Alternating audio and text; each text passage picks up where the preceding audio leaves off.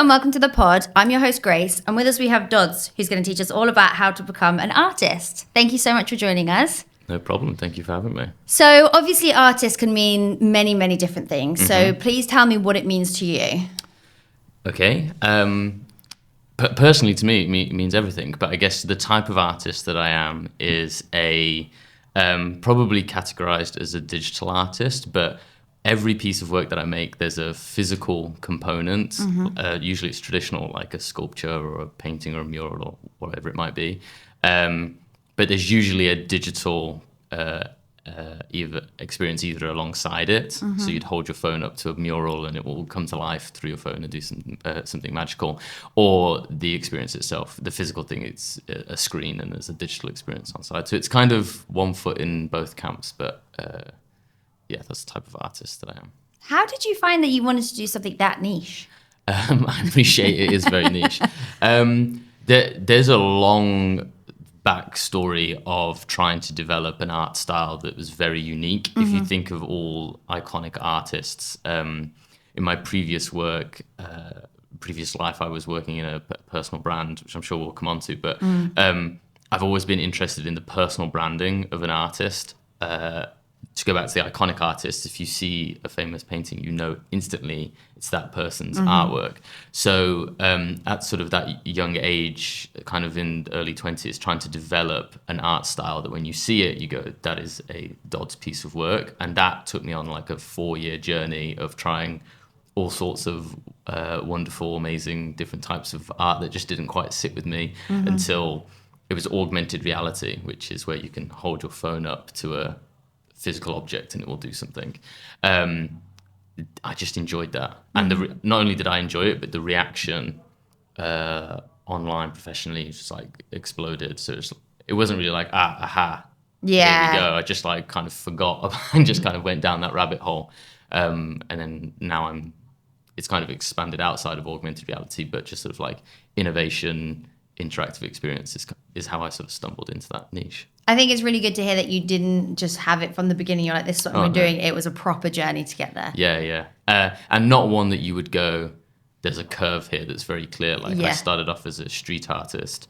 Those 4 years were some sculpture, some poetry. I think I tried magic, photography, oil on canvas, like loads of different things. And the item before augmented reality was making custom denim jackets for celebs to wear on stage. So the jump, fashion's always been an interest of mine, but the jump from there to tech is not necessarily an obvious one. But the first AR piece I made was you'd hold your phone up to the back of the jacket and it would like open up like a drawbridge and there'd be something inside.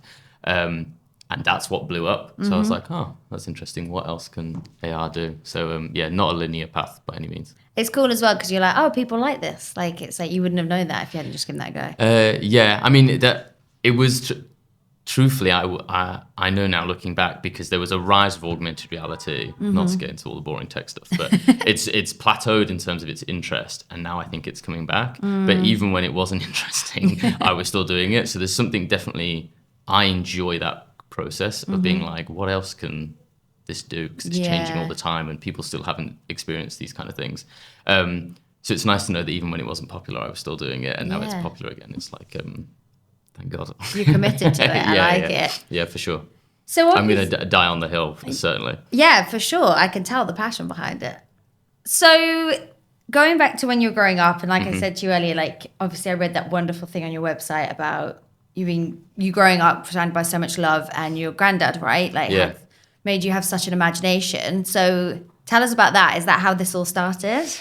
I think so. It's not necessarily obvious. I think kind of you're looking back on these things and maybe you're making these ideas, but certainly all of my artwork has a positivity to it. It's all designed around this idea of a moment of wonder. And if we're living in a really disconnected, difficult world that seems to be getting harder and harder to sort of live in, these artworks are like moments to bring people together. They're excuses to get together and create new memories, and so it's all around happiness. And I certainly think that I had a very loving childhood, especially with my granddad being sort of like my best friend, and we go on all these adventures that just to have had that love and to experience it and appreciate that not everybody gets that. They kind of there's probably some deep-rooted therapy of trying to pass that on and kind of like give it to other people. So it definitely comes from a not just granddad but a whole family sort of like supporting me and trying to give people excuses to feel that kind of love for themselves. That is so wonderful. I think also like having the space to feel safe to like express that, because of you being able to go on that journey and find your niche. And like when I was reading about your granddad, like you'd have like, even in your house, right, like adventures together just with your imagination. And then you've just been able to grow up with that. That is lovely. Yeah, I think so. Like I said, he was a huge impact on me growing up, and sadly he's not here anymore, but it definitely feels like that sort of play that I'm doing now. Then I can see that there's like correspondence of just like the fun that we would have and sort of silliness, and trying to bring that into sort of experiences that other people can have, and for it to feel personalized to them. So a lot of the work has an element of personalization to it, so that they can either experience it by themselves, or it's ideally with somebody else, or they're meeting somebody new, or they're feeling closer to me, or there's some sort of human connection, which I think is interesting, because the idea of tech AI, which my artwork uses a little bit of, is like very cold and emotionless. So it's like, I think, an interesting play of using that tech, but in a totally different way that feels much more, it's human first, but human focused. Definitely. It's an amazing way to bring things together. So obviously you're in this wonderful childhood, but what were your first steps? Did you just set out to be an artist immediately? Did you study? No. So I'm very dyslexic. So it's just like, there's just no perfect more definition than just being like an incredibly average student. Just the bare minimum of just average. But it's essentially failed, and just like no instinct of creativity whatsoever. So I failed my A-levels at college, and it was like maths, ICT, media, like not art and those sort of things. But one of the subjects that I did was graphic design, and I'd never done graphic design before. But I enjoyed that process, and it was like the first time of being like, I wasn't very good, but a bit better than perhaps I was in maths and ICT, and being like, I actually enjoyed it. This is like the first thing I've enjoyed, and it's like, it's okay to do it. But I had failed the graphic, I think I'd failed the graphic design stuff as well. But that sort of then was like, okay, well, if you do want to go to uni and you do want to be a graphic designer, if you want to be a graphic designer, then you're going to have to go to uni. But to get into uni, you're going to have to do something else. So I started doing graphic design outside to kind of show that it's of interest of mine and I'm proactive and all that sort of stuff. So started doing graphic design at like 15, I don't know how old you are at that age, 16, which looking back on now, I was definitely terrible at that. But managed to get like a portfolio together, and I did a BTEC and something, and then managed to get into uni and then kind of go through graphic design, then realized I didn't want to be a graphic designer. It was like the creative process that I enjoyed. So then that took me down the road of street artist. Essentially what I didn't like about graphic design was clients. I didn't like, it was like working for someone else kind of thing. It was more like, if you have a big idea, and then by the time you get to it, it's like been watered down to something else. And it was really important to me about what was the end result, was the message that I wanted to put across, rather than, I mean, you'll know, everybody sort of has a say, and it kind of is never the full idea that it was at the beginning. So I went to being a street artist, which is like the opposite. So you don't have to ask permission, and you can have 100% control. And that was sort of the start of the art journey. But yeah, certainly not on the radar until about 15, 16. Wow, that is very interesting, for saying that, again, you came from such a sort of creative childhood, I guess, imagination-wise. It like took you a while to find it. Yeah, I would say, although the imagination there was, say, my granddad, like playing games, just as any granddad would, you know. But I think my mum worked in the bank and my dad worked in insurance, so it wasn't necessarily like an artist's house or something like that. Yeah, got you. But yeah, that sort of kind of stumbled across it, truthfully. And so you did uni and you found out like what you wanted to do. What was the first job? Outside of uni? I got a part-time job at doing the graphic design work for the Students' Union, which worked perfectly because when I was a street artist, I had like a perfect triangle of alibis. Basically, if I wasn't in class, I could blame, but I was doing the street art, but I could, because I was doing So the you were street doing art, that all at the same time. I could blame the students. I was working at the Students' Union. Right. And then kind of like my alibi for why didn't I go to work at the Students' Union is, I was at Nice. uni, but actually I was doing street art. So it was kind of perfect. But yeah, I had a graphic design job at the uni and then a graphic design job at an agency in Manchester. With the street art, what drove you to do that? Is that just like a hobby you just wanted to create? No. It was purely wanting to be creative. Yeah. But it's being most important that the message that I get out or the idea that I do is like what is actually the final piece. So like the complete opposite of graphic design is street art in the fact that I don't have to wait for permission and all of that sort of stuff, and I can just go out and do it. But having said that, it was all very positive. So the idea for it was in Stoke-on-Trent. The idea for the street art was, if you hate your job and you're walking home from work, the street art should make you smile or like just make you laugh or something like that. So it was either funny or like celebrating some local celebrity or something like that was there. So like it really took off in that area of like, because nobody knew it was me. I was going to say, did anyone, you're just doing it off your own bat, right? Yeah. Nobody knew it was me. And there's fun. loads of stories of like people doing what they call project coursework on me and like not knowing that I'm sat next to them and that sort of stuff. That's very cool. Yeah, it was a real double life type situation. Why did you stop? I guess I haven't, but like in terms of the street art, I think there was a real, like, when I'm like, okay, I want to find a style that's uniquely mine. I think there was an appreciation that like I can be a good artist, but am I ever going to be the best street artist in the world? Probably not. There's probably lots of people who have done 30 years on top of me and are just like, as a mural artist solely, I'm not going to be the best in the world. So therefore a pursuit into what is my art practice that I can be the best in the world at, and what does that look like? Ideally, it hasn't been invented yet, because therefore I don't have to compete with art history, which is another plus in the augmented reality column. But then also after uni, just like not knowing how to market yourself, the taxes, the business side, how much to charge, dealing with client commissions and that sort of stuff, essentially failed and just like didn't have any money. So that's where I got a job at another marketing agency and had the business mentor. That's like impressive that you found the ways to do the business you want to do through your regular job, like the business side of it. So when I left uni, I was going full, I think there's a few days at this marketing agency, but essentially just didn't make enough money at all and was just losing all the money, which you don't have lots of when you come out of uni. Yeah. Because I didn't know that. So I think I was like 20. Yeah. I'm like, well, if I go and get a business mentor for a few years, still 23, 24, still young enough to kind of like, and I can practice, try and find out what my style is there, that it'd be a few years well spent. So that's where I went full-time at the marketing agency. It's always like asking for help. Mentors are the best. It's so helpful. Yeah, I've really found that.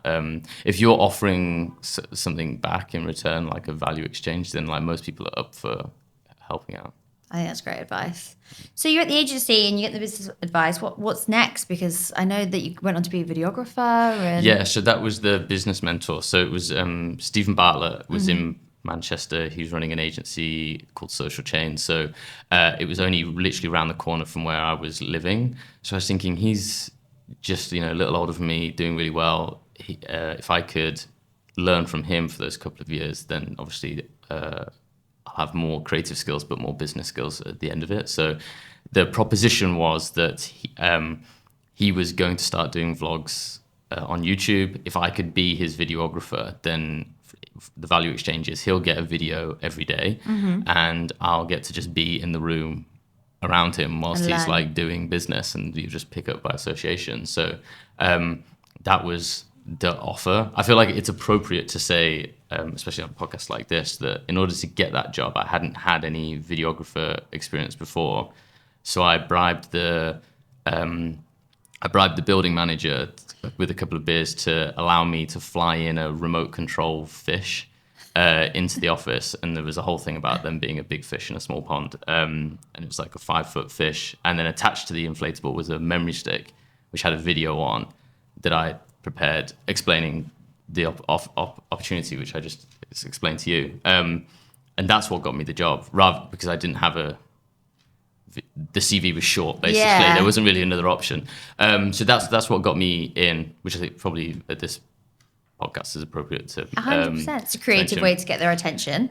Certainly. So then I followed him for like the last 4 years or 3 years or whatever it was, just like making YouTube videos every day and learning from him, which was extraordinary journey. Yeah, you must have learned so much there. Yeah, I've said this before, but not just like the business side, which I think if you look at before I went into social change, when I came out, and the business doing well after is like was a lot of business value learned there, but also just I wasn't confident and like I didn't articulate very well. I think I walked like with my shoulders up like this. So there's all physical things that I think you just kind of pick up front. But he's certainly got me more confident on camera, all of that sort of stuff. So. Mad sort of few years. That is wild. So did you get to the point where you're like, I've learned everything I think I can now? It was, kind of, but also no. It's probably like the slowest departure from a business ever. So I think I went down to 4 days, 3 days, 2 days. And then I think COVID, I think I just quit. But like that was like 18 months maybe of like slowly building out. And then it was like trying to get to the point where, and I wasn't particularly comfortable, but trying to get to the point where you're comfortable enough to be like, okay, there's enough work here that if I do quit, it will carry over, rather than that sort of you see in the Hollywood films that they just quit and figure it out. But it was, a bit of a slower decline than that. And so is getting to the point of work, it's like basically you're getting paid enough that you can now go freelance? Yes. And how were you doing that? I don't know if I'm looking back in sort of like rose-tinted glasses really on like how it actually worked, but the main thing that was paying the bills at that time was freelancing for brands. So they would see the jackets that I was doing for celebrities and the digital experience. They would see the reaction that they were getting, and then they would inquire whether I could do that for them, but not as an artist, but like Adidas does a thing, can their jacket do something? Or it wasn't all fashion related, but like making digital experiences for like their brand campaigns or in-store experiences or all that sort of stuff. So that's what was paying the most, but the art was kind of the new business funnel. It was kind of very grey.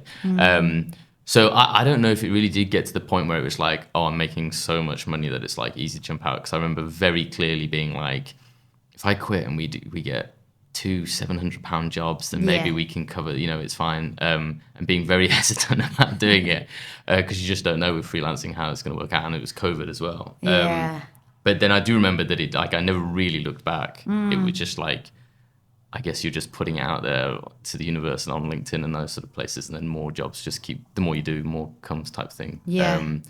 But it didn't really have to worry about the £700 and that sort of stuff once we left, which was kind of like snowballed from there. Yeah.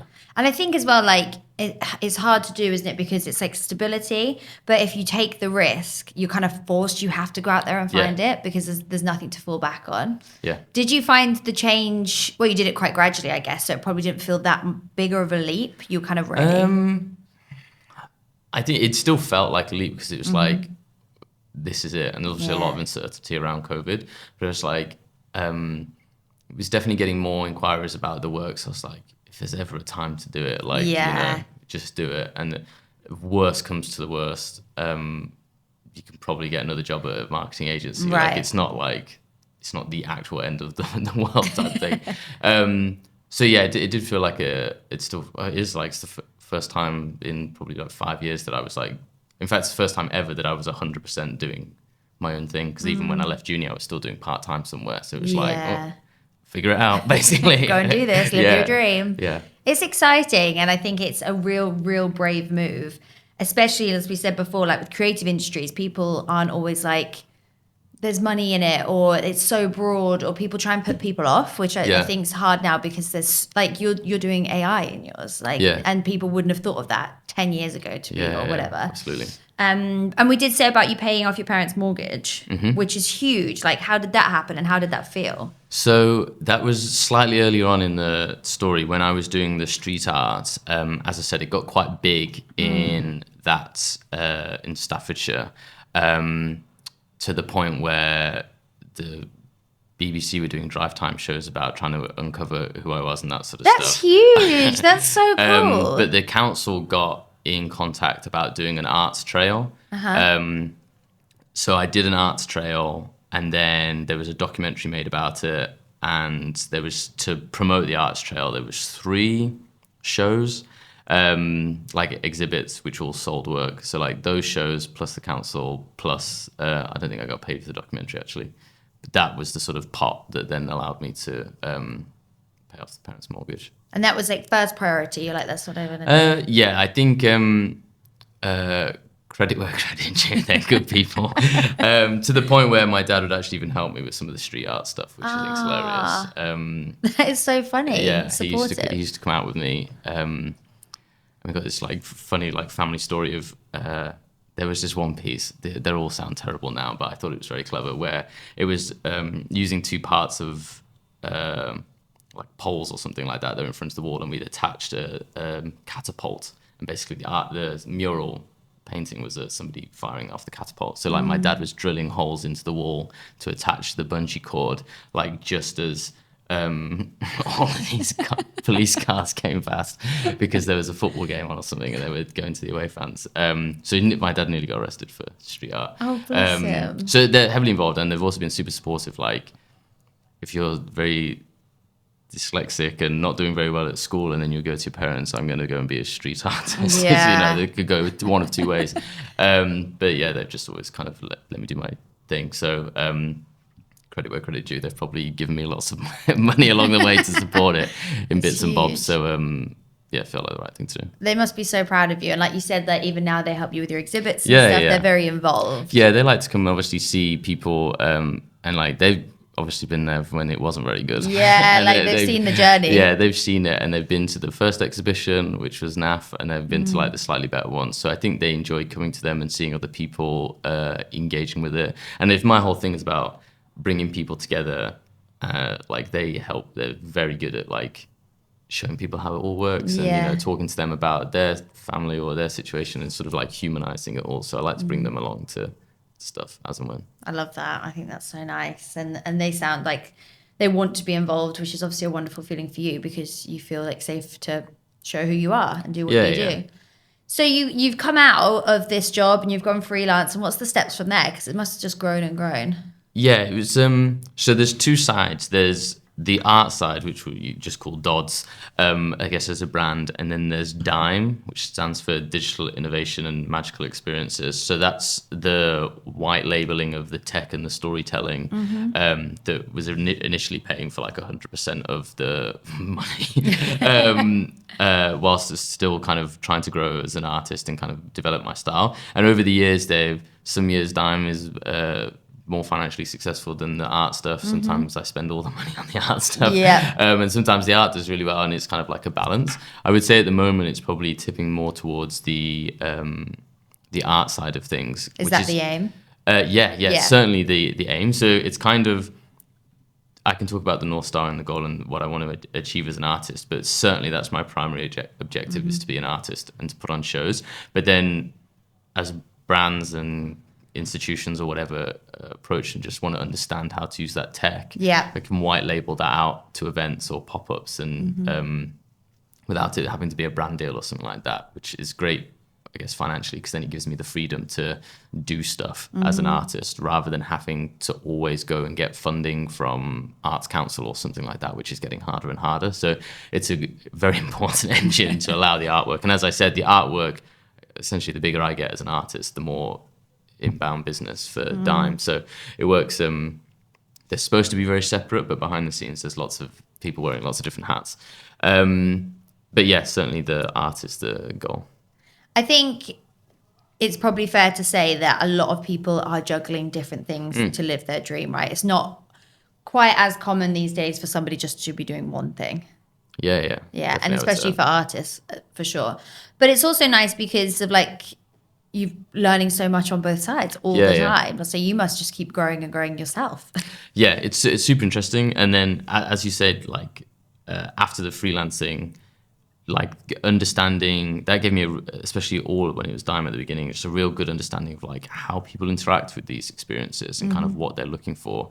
Like the data side of the things that you can handle, all the interactions and all that sort of stuff is like super interesting. So like just understanding, my goals are to be like a big public global brand. So like mass audiences and how they interact with tech is like super interesting. But it's also just good to keep your finger in the sort of brand world and just like the trends and what's working and what's not.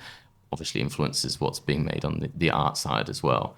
So yeah, I think most creative people probably have to juggle a few things, at least at the beginning, until one thing takes off, you know. Have you had to do a lot of free work on the artist side? Yeah, which is crazy because I'm like 15 years into the game. I can't still be doing stuff for the experience. But yeah, so some things like it's worth just doing just to be there. So like I'm going to Paris next month. I've been invited to do an exhibition, but I'm not getting paid to do the exhibition. But like to do a pop-up is all paid for. Like the space is paid for.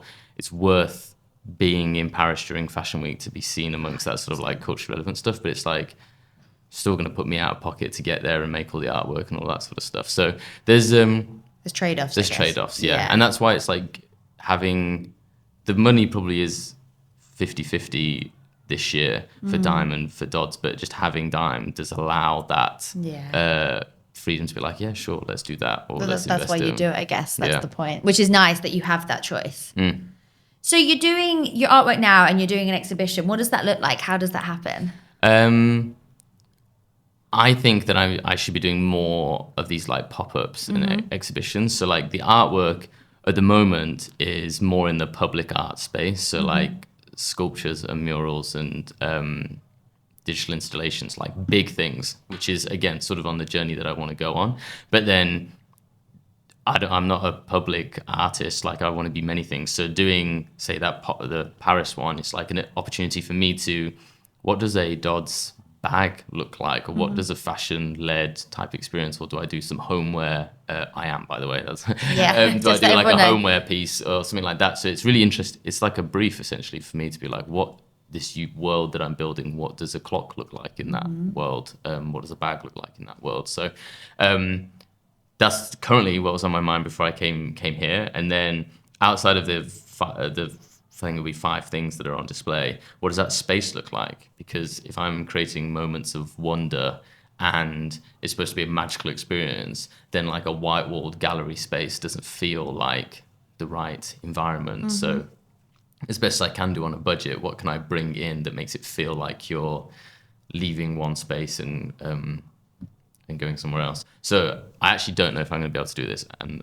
I text the person who's organising it just before we came on. So the answer might be on the phone. I might not be able to do it. But for the idea for this Paris thing is to have, as you walk in, there's a white wall with a canvas on it. And I'll have painted the canvas. And it will be of a Doddz-looking world and building and a door on the front. And on that door will be an actual small little handle. And you can pull the handle down and push in and the canvas will open up.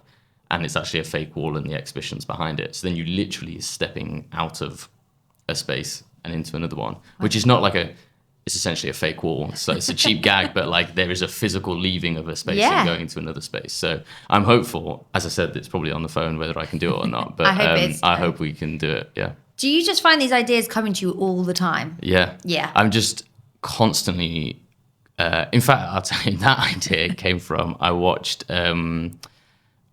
it's a Jackie Chan film. It's Around the World in 80 Days. Okay. And there's a scene in that where they're fleeing from some bad guys and they escape through a painting that's got a little door with a handle on. So I was watching that and I just went, I'll just note that in the sort of the back of the ticker. So I probably watched that a few months ago. But I just constantly writing, I could probably again say some, just random things that don't make any sense. Like your notes app is just it's just like filled with ideas. But say like, I know we're going to talk about the color of conversation. Like that has been on, I probably came up with that idea New Year's Eve like 2 years ago. Really? But it was like waiting for like the idea of taking visually something changing based on how interesting a conversation is around it. And then just like, it wasn't until 6 months ago that it was like, oh, this color scheme or this software was available that would allow me to do it and something like that. So there's lots of different notes with lots of different random ideas, and then occasionally two of them will connect, and it's like there's so like you'll see a moment, you're like, this is the time. Yeah, it had a piece called the pollution piano, which is the piano music you hear is AI generated, but it changes based on the air quality around you. So that piece was like, I know there's an air quality piece of tech that you can use to get real-time data, and then like a year later understanding that you can make AI generated music based off prompts and then connecting those two to make a new idea. So they're really far apart. They're not which I like, because they're usually just random, and that's how you get these random ideas. It's also having patience. Like, I'm someone that's like, I should do it now, but you do wait for the right moment. I wouldn't say that. If you speak to, so Steph's my partner, and Jack's my manager, like, they're very close to me. If they were here, they would laugh at that. Oh, really? I can hear them laughing at it, because I'm a very impatient person. If it was up to me, I think I'd come up with them quicker and get them out in the world, but it's waiting for the opportunity. That's what I'm learning, especially in the last few years. It's just like, these things take forever. Yeah. So much longer than you would like. And even on their singular projects take forever, but like the journey of making it, whatever that means, like, just takes forever to happen. And then when it does, it all happens quite quickly, but it just takes a long time to get there. I mean, it's juggling a lot of things at the same time to make magic happen. With the conversation, could you do a picture on this whole conversation? Is that how it works? Yeah. So it's a physical piece. I would have brought it with me, but it's very, very big and very heavy. That we set up, but there is like a print version where you can record a conversation and then it will generate you a print, and then you can buy that print, and it's like a immortalized memory. But that just works on your phone. It's very, very cool. Like I was obviously on your website, and I know you have like the Star Wars conversation, like the biggest ones. I just think it's just an idea that I'm not a super creative person, so that would never have popped into my mind. I can show you if you want. So that's where it's like taking the conversation arc as a whole, and then it's either picking out the emotion, well, it's picking out both the emotion and the topic, and that's driving the colors, but then vulnerability, a whole host of things that is driving how much grain is there, how many colors, the speed of those colors are moving, and all that sort of stuff. So it should always be different. Basically is the and sorry, did you create that tech? Yeah. Wow. I'm just obsessed with how much your brain does. Like, it's a lot, but it's such cool stuff. Like, thank you. I would never have ever seen that or heard that from somebody else. It's amazing. I guess that's either a very good thing or a very bad thing. No, it's such a unique thing. I love it because it made me feel happy even to talk about it. And then to see it, it's so personal, which I guess is what you're trying to do. Yeah. And it was interesting. I don't do the sort of vox pop sort of social stuff very often, but like doing it and going like, is somebody just going to open up to a complete stranger when somebody's filming them? I don't know. But people were, and like they'd tell you about their mothers, and like, this one person had cancer and they'd fallen out with their mother, but the cancer essentially brought them back, as well as obviously saved their lives. And it's like, I suddenly just met this guy, and he's famous. It's like unbelievable. So it's just really interesting. People usually, you think strangers are all rude, but actually if you talk to them, as you're finding with the content. Yeah. Well, it's like we said, isn't it? Like asking for help, you get so scared. People are pretty helpful, which is nice. It gives, like, restores your faith kind of thing. Yeah, certainly. Is it hard to pick a favorite thing that you've done?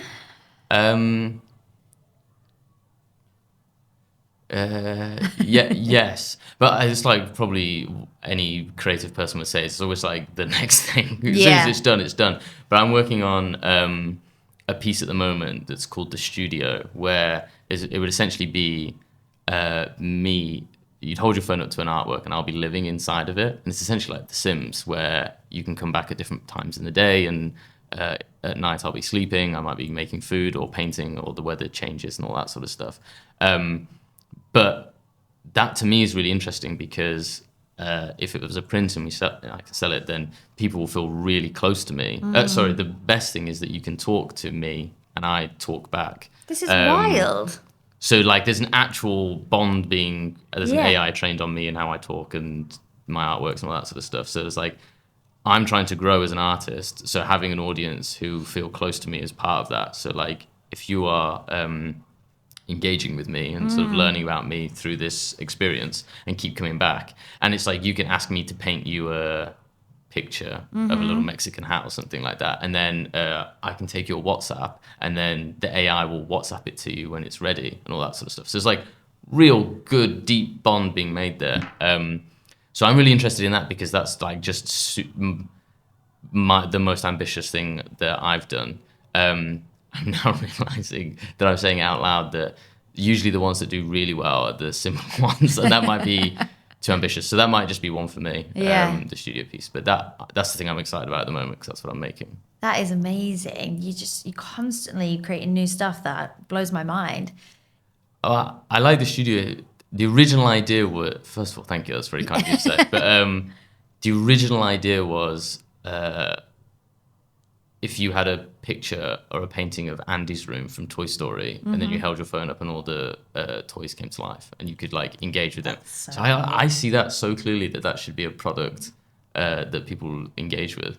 So I'm just doing it. Like, why not? Yeah. I think with the way things are going with AI, it's such a good time to be so on creative stuff like this.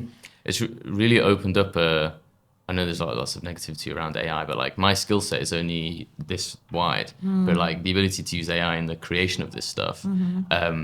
So like Color of Conversation used AI to help me with the coding. Like that just I had an idea years ago, but just couldn't physically make it until here. Or like the studio piece, I made that 3 years ago, but it didn't have any AI, so there was no personality or changing and stuff like that. Whereas now it can like change the clothes I'm wearing, so I'm wearing different clothes of it. So there's just reasons to keep coming back and engage with it. So it has really opened up like a crazy amount of doors from just physically making stuff. It's a really curious brain you've got because it keeps you coming back, which is a good thing. I think that's like a good trait to recognize, that you have to be curious to keep being persistent with it, I guess. Yeah. And getting better at it. Yeah, I definitely put any success, whatever, to just a general curiosity of how things work. Yeah. So it's like I'll see something about, how does that work, and then just trying to work backwards, and then kind of just squirreling that information away until it's appropriate. But just whether it's creative or not, I think if you're just curious about stuff, and in fact, if you're curious about like wildly different things, that's where like a new idea comes, because you can, if you're just looking at the same stuff as everybody else, then it tends to all be quite samey. But if you're curious about lots of different things, then you get some interesting ideas. What is your advice for someone that wants to get into this? I would truthfully, as in quit their job? Yeah, well, and become like, if they want to do this, become a niche, like not a niche artist, but an artist with their niche. Yeah. Like, what would be your advice for that? Definitely find a niche first. Like, as I said at the very beginning, like if you're a photographer, like you're going to have to do 30 years before you can be like the world's best photographer, if that's what you want, or just like a very good photographer. But like if you can find combination of two, maybe it's photography in something, or even better, like I use the new technology. So like to be considered the best in the world at that tech was like very short amount of time, because there wasn't lots of years of people who were like got ahead of. So like niche first, good. And then are you the best in the world? I wouldn't. I was in the Meta group they had, which was like for the 100 top creators in the world. So I guess that would put me in the. I'm glad we that's what I'm that. saying. That's what I would say. top 1%. That's incredible. Well done. Thank you. Well, I appreciate that, but as I said, it's a small circle. And although it's kind of like terrible to say, like the social side of things is like, there's people who are way better artists than me. I'm not particularly fantastic at social either, but just having a social presence, opens doors. Like the work that comes in is usually inbound because they've seen something online. And I know there's better AR creators, I know there's better artists, but the marketing side of things is huge. And I would say learning really early on with the street art, because people didn't know it was me, the stories were who is he and how is he getting away with it, rather than what the artwork, and then it was what the artwork was. So like I learned at a really young age, it's like who the artist is more important than what the actual art is. So again, there's lots of artists who are better than me, but perhaps don't even like to describe themselves as a brand, but thinking of themselves as a brand, I think is really important. So probably a combination of marketing and finding a niche. How did you build up that presence? Is it just being consistent and learning? Yeah. So truthfully, actually, for creative as an artist, like LinkedIn has been really like probably just a wild guess, but like 40% of new business comes from LinkedIn, possibly 50%, because I guess there's just less competition on LinkedIn for like artists specifically. Yeah. And the work that comes through there is usually like brand collaborations, and some of it's for dime. But those people, decision makers, are on LinkedIn, and they're stumbling across something that's not the typical LinkedIn sort of stuff. So we've had a lot of success to that. I mean, it ebbs and flows, and Instagram obviously get a lot of work through there as well. So just persistence of just like. Yeah, it sucks. It's like a full-time job, as you know. It's like the social side of it is you just have to turn up all the time. And in fact, I've started posting more this year, and I can see that we're getting more work because of that. It's just interesting. It's just now you just got a part of the job, isn't it? That's what it is. Well, I'm thrilled to have learned all of that. I can't wait to see what more you're going to do. Me too. Well, thank you so much for coming on. I really appreciate it. Of course. Thank you again for having me. Thank you for watching How to Become A. Please like and subscribe and share with everybody you know so we can continue to interview many different industries and share their stories with you. Thank you so much for the support.